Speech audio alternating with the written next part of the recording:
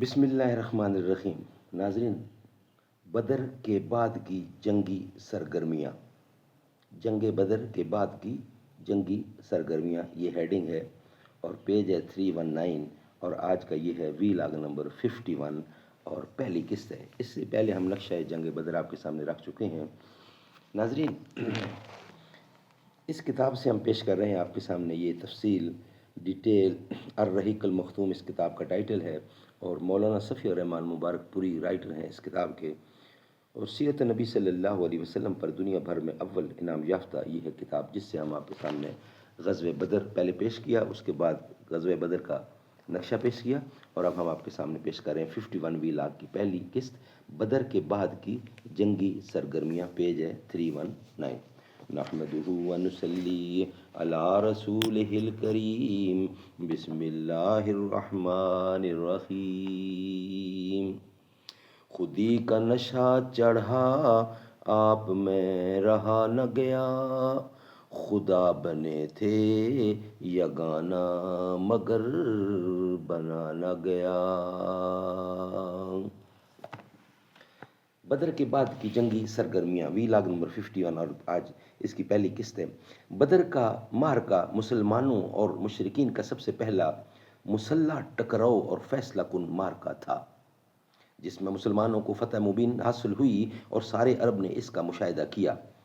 اس معرکے کے نتائج سے سب سے زیادہ وہی لوگ دل گرفتہ تھے جنہیں براہ راست یہ نقصان عظیم برداشت کرنا پڑا، یعنی مشرکین، یا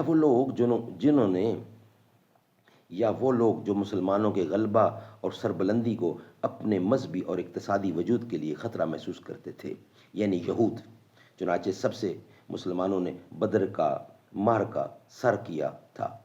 یہ دونوں گروہ مسلمانوں کے خلاف غم و غصہ اور رنج و الم سے جل بھون رہے تھے، جیسا کہ ارشاد ہے لَتَجِدَنَّ أَشَدَّ النَّاسِ عَدَاوَةً لِلَّذِينَ آمَنُوا الْيَهُودَ وَالَّذِينَ أَشْرَكُوا۔ سورت 5 ہے، 5ویں سورت ہے اور 82 اس کی آیت ہے۔ تم اہل ایمان کا سب سے زبردست دشمن یہود کو پاؤ گے اور مشرکین کو۔ تم اہل ایمان کا سب سے زبردست دشمن یہود کو پاؤ گے اور مشرکین کو۔ مدینے میں کچھ لوگ ان دونوں گروہوں کے ہم زاد و مساعد تھے۔ انہوں نے جب دیکھا کہ اپنا وقار برقرار رکھنے کی اب کوئی سبیل باقی نہیں رہ گئی ہے تو بظاہر اسلام میں داخل ہو گئے۔ یہ عبداللہ بن ابی اور اس کے رفقا کا گروہ تھا۔ یہ بھی مسلمانوں کے خلاف یہود اور مشرکین سے کم غم و غصہ نہ رکھتا تھا۔ اس کے علاوہ ایک چوتھا گروہ بھی تھا، یعنی وہ بدو جو مدینے کے گرد و پیش بود و باش رکھتے تھے۔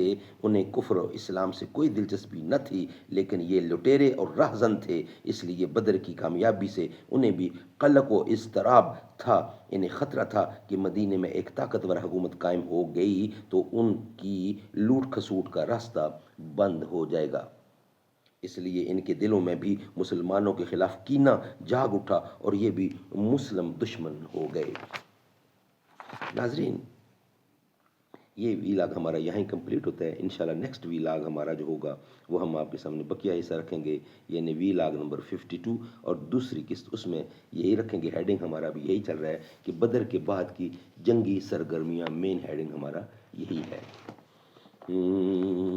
معراج پر نبی کو رب نے بلا لیا ہے، معراج پر نبی کو رب نے بلا لیا ہے، اور لا مقام اپنا جلوہ دکھا دیا ہے۔ حیران ہے ابھی تک گردوں سفر وہ منزل، قوسین کی حدوں سے زیادہ قریب جلوہ، وہ نور رب سے مل کر مکے میں آ گیا ہے، ملک دنا کے مالک نے تم کو ہی چن لیا ہے، ملک دنا کے مالک نے تم ہی کو چن لیا ہے۔